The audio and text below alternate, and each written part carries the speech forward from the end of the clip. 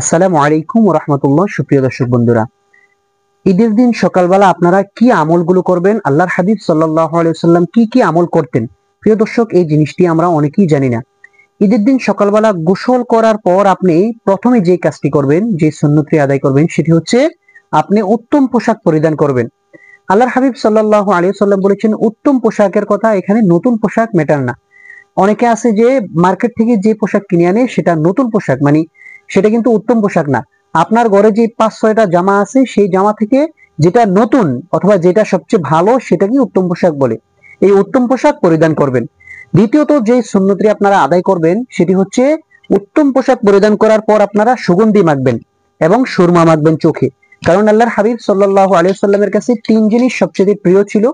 তার ভিতরে 1 নাম্বার হচ্ছে সুগন্ধি, সালাত এবং আল্লাহর হাবিবের স্ত্রী। এই 3টা জিনিস আল্লাহর হাবিবের কাছে প্রিয় ছিল। এজন্য অবশ্যই সুগন্ধি মাখবেন আর চোখের ভিতরে সুরমা মাখবেন। তৃতীয় নাম্বার যে সুন্নতটি আপনারা আদায় করবেন, সেই সুন্নতটি হচ্ছে আপনারা মিষ্টান্ন খাবেন। ঈদগাহে আসার আগে কিছু মিষ্টান্ন মুখ করে আসবেন। আপনি খেজুর খাইতে পারেন, অথবা আপনি মিষ্টি খাইতে পারেন, অথবা আপনি সেমাই খাইতে পারেন। যেটাই খান মিষ্টি যাতে হয়। ঈদ উল ফিতরে আপনারা ঈদগাহে যাওয়ার আগে মিষ্টান্ন মুখ করবেন, এটা সুন্নত। আর ঈদুল আজহার নিয়ম হচ্ছে ভিন্ন, সেটা হচ্ছে ঈদুল আজহায় গরু জবার পরে সেই গরুর গোশত দিয়ে খাবার খাওয়া হচ্ছে সুন্নত। এজন্য আপনারা ঈদ উল ফিতরে অবশ্যই মিষ্টান্ন মুখ করে তারপর আপনারা ঈদগাহে যাবেন অথবা মসজিদে যাবেন।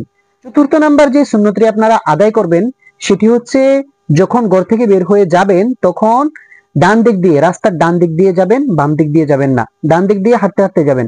পঞ্চম নাম্বার যে সুন্নতটি আদায় করবেন সেটি হচ্ছে তাকবীর দিতে দিতে যাবেন। আল্লাহু আকবার, আল্লাহু আকবার, লা ইলাহা ইল্লাল্লাহু আল্লাহু আকবার, আল্লাহু আকবার, ওয়ালিল্লাহিল হামদ। এই তাকবীর পাঠ করতে করতে আপনি যাবেন।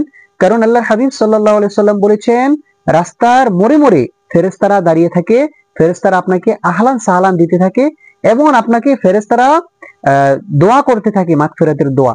ষষ্ঠ নাম্বার যে সুন্নতটি আপনারা আদায় করবেন সেটি হচ্ছে, আবার পরবর্তীতে ঈদের নামাজ শেষ করে যখন আপনি বাড়ি ফিরবেন, বাড়ি আসার সময় আপনি যে কাজটি করবেন সেটি হচ্ছে রাস্তার বাম দিক দিয়ে আসবেন বাড়িতে। এটা হচ্ছে আল্লাহর হাবিব সাল্লাল্লাহু আলাইহি সাল্লামের সুন্নত। প্রিয় দর্শক, এই ঈদের সালাতের আগে আপনারা এই সুন্নতগুলো সঠিকভাবে আদায় করবেন। অনেকেই কিন্তু এই সুন্নতগুলো জানেন না। যদি ভিডিওটি ভালো লাগে অবশ্যই একটি লাইক এবং সাবস্ক্রাইব করে দিবেন, পাশে থাকবেন। পরবর্তী ভিডিওতে আবার দেখা হবে। ততক্ষণ সবাই সুস্থ থাকুন, ভালো থাকুন। আসসালামু আলাইকুম ওয়া রাহমাতুল্লাহি ওয়া বারাকাতুহু।